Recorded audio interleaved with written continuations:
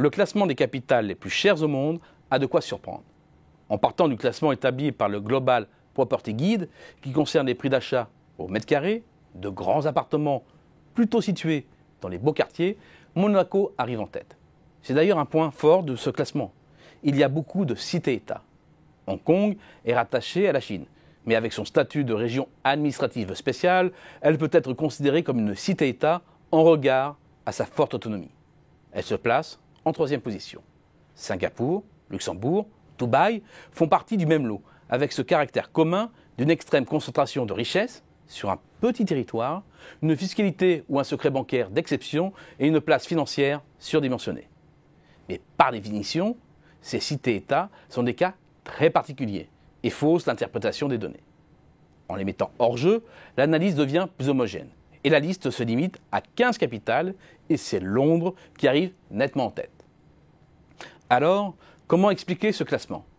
D'abord, par le revenu par habitant. C'est un élément central.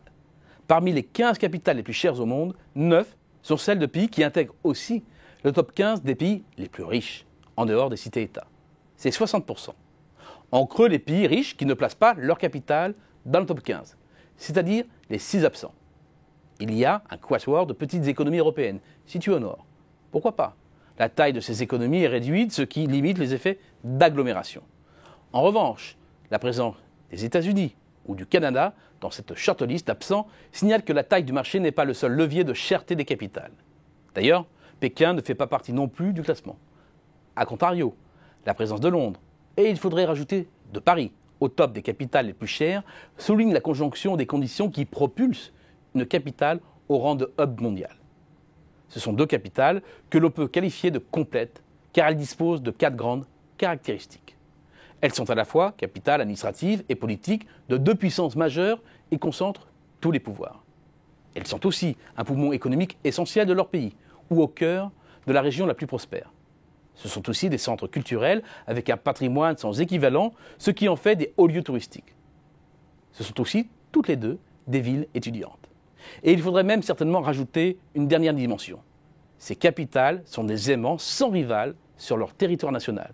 Et la demande immobilière est supérieure à l'offre. Tokyo s'apparente aussi à une capitale complète. Principal centre politique, économique et financier du Japon, Tokyo ne peut pas en revanche rivaliser en matière touristique et attire moins les étrangers que Paris ou Londres. Et c'est bien souvent parce qu'il manque l'un de ces éléments que des capitales se trouvent distancées. En Europe, Rome est ainsi concurrencée par Milan, considéré comme le poumon industriel, commercial, financier et universitaire de l'Italie. Berlin l'est par Munich et Madrid par Barcelone. Aux États-Unis, Washington est absente des classements, mais New York est la 3e ville la plus chère au monde. Et Ottawa est totalement distancée par Toronto, qui est la véritable capitale économique du Canada. Les exemples ne manquent pas.